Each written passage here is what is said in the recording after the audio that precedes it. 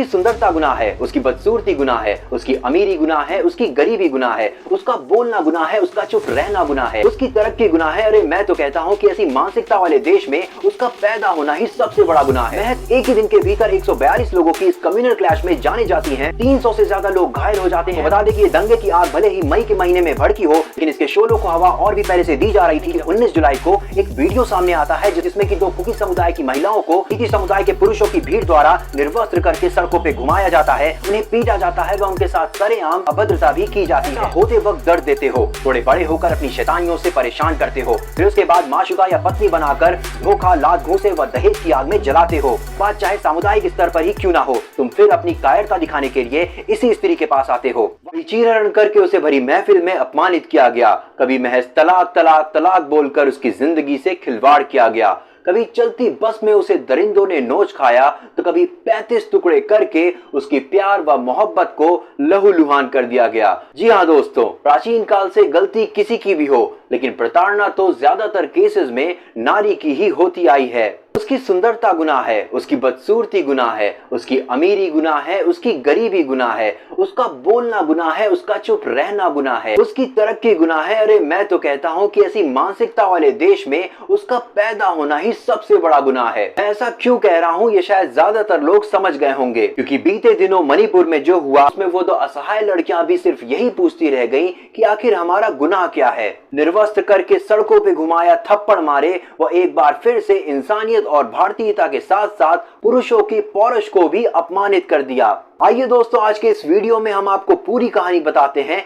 कि आखिर मणिपुर में ये चल क्या रहा है। बात शुरू होती है 3 मई 2023 से, जब भारत के नॉर्थ ईस्टर्न स्टेट मणिपुर में मीती समुदाय और आदिवासी व कुकी समुदायों के बीच आरक्षण यानी कि रिजर्वेशन को लेकर एक हिंसक झड़प भड़क उठती है। महज एक ही दिन के भीतर 142 लोगों की इस कम्युनल क्लैश में जाने जाती हैं, 300 से ज्यादा लोग घायल हो जाते हैं व करीबन 5000 से भी ज्यादा लोग बेघर कर दिए जाते हैं। दरअसल मणिपुर के मेजॉरिटी मीती समुदाय की ये डिमांड थी कि उसे एसटी यानी कि शेड्यूल्ड ट्राइब का दर्जा दिया जाए, जिससे उन्हें ट्राइबल यानी कि आदिवासी समुदाय जैसे फायदे इंडियन कॉन्स्टिट्यूशन के अंतर्गत मिल सकें। उनकी इसी डिमांड पर ट्राइबल यानी कि आदिवासी समुदाय के लोग और खास करके कुकी आदिवासी समुदाय के लोग ऐतराज जताते हुए सड़कों पे आ जाते हैं। 3 मई को the tribal student union of Manipur द्वारा सॉलिडेरिटी मार्च यानी कि एकजुटता की मार्च निकाली जाती है। इसी मार्च के दौरान मणिपुर के चौरा चांदपुर डिस्ट्रिक्ट में मीती और कुकी समुदाय के लोग आपस में भिड़ जाते हैं। इंटरनेट सर्विसेज बंद कर दी जाती है। आर्मी और पैरामिलिट्री फोर्सेस को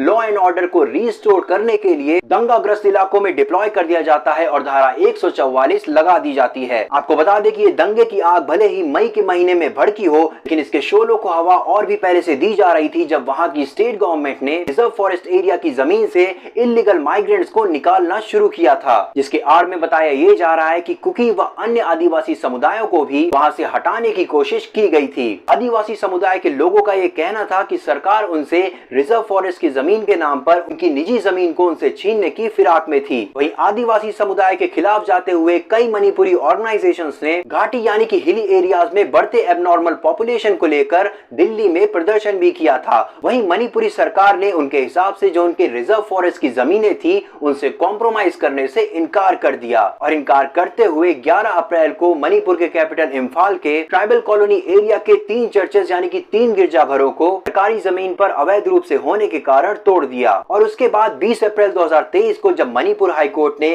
स्टेट गवर्नमेंट को ये निर्देश दिए कि स्टेट गवर्नमेंट मीती समुदाय के लोगों की शेड्यूल्ड ट्राइब का दर्जा दिए जाने वाली रिक्वेस्ट पर विचार करे, तो उस पे आदिवासी व कुकी समुदाय के लोगों को ये लगा कि पहले से ही मेजॉरिटी में मौजूद मीती समुदाय के लोगों को अगर एसटी यानी कि शेड्यूल्ड ट्राइब का दर्जा मिल गया तो वो उनके हक की पहाड़ी इलाकों की जमीनें भी खरीद लेंगे। और इसी को लेकर 28 अप्रैल को जब मणिपुर के मुख्यमंत्री एन बीरेन सिंह चौरा चांदपुर में ओपन एयर जिम का उद्घाटन करने आने वाले थे, तो ठीक उसी दिन आदिवासी समुदाय के लोगों ने मणिपुर बंद का ऐलान कर दिया। उन ओपन एयर जिम्स को भी आग लगा दी और तभी से ये दंगे की आग भड़क उठी। और उसके बाद बीते दिनों यानी कि बुधवार यानी कि 19 जुलाई को एक वीडियो सामने आता है जिसमें कि दो कुकी समुदाय की महिलाओं को नीति समुदाय के पुरुषों की भीड़ द्वारा निर्वस्त्र करके सड़कों पे घुमाया जाता है, उन्हें पीटा जाता है व उनके साथ सरेआम अभद्रता भी की जाती है। और ताज्जुब तो तब होता है जब उनमें से एक महिला द्वारा ये कहा जाता है कि पुलिस वालों द्वारा ही उन्हें इस भीड़ के हवाले किया गया था। और ये तो सिर्फ एक वीडियो है और इस जैसी न जाने कितनी घटनाएं इन दंगों के दौरान मणिपुर में हुई होंगी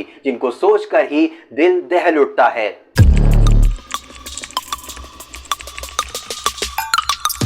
पैदा होते वक्त दर्द देते हो, थोड़े बड़े होकर अपनी शैतानियों से परेशान करते हो, फिर उसके बाद माशुका या पत्नी बनाकर धोखा, लात घूंसे व दहेज की आग में जलाते हो। बात चाहे सामुदायिक स्तर पर ही क्यों ना हो, तुम फिर अपनी कायरता दिखाने के लिए इसी स्त्री के पास आते हो। वारे हम पुरुष और हमारा पौरुष दिखावे के लिए देवी बनाकर पूजते हो, फिर उसी देवी को पैरों तले रौंद कर आगे बढ़ जाते हो। खैर सुप्रीम कोर्ट ने सरकार को कहा है कि वो इस पे सख्त से सख्त कार्रवाई करे, नहीं तो खुद माननीय सुप्रीम कोर्ट ही इस मामले पे अपना फैसला सुनाएगी। मैं तो कहता हूँ इन दरिंदों को इतनी बर्बरता और इतनी निर्दयता से इसकी सजा मिलनी चाहिए कि दोबारा फिर कोई पुरुष किसी महिला को बिना उसकी इजाजत के एक उंगली लगाने से पहले भी 1000 बार सोचे। आज हम शर्मिंदा हैं क्योंकि ए मानवता तेरे कातिल अभी जिंदा हैं।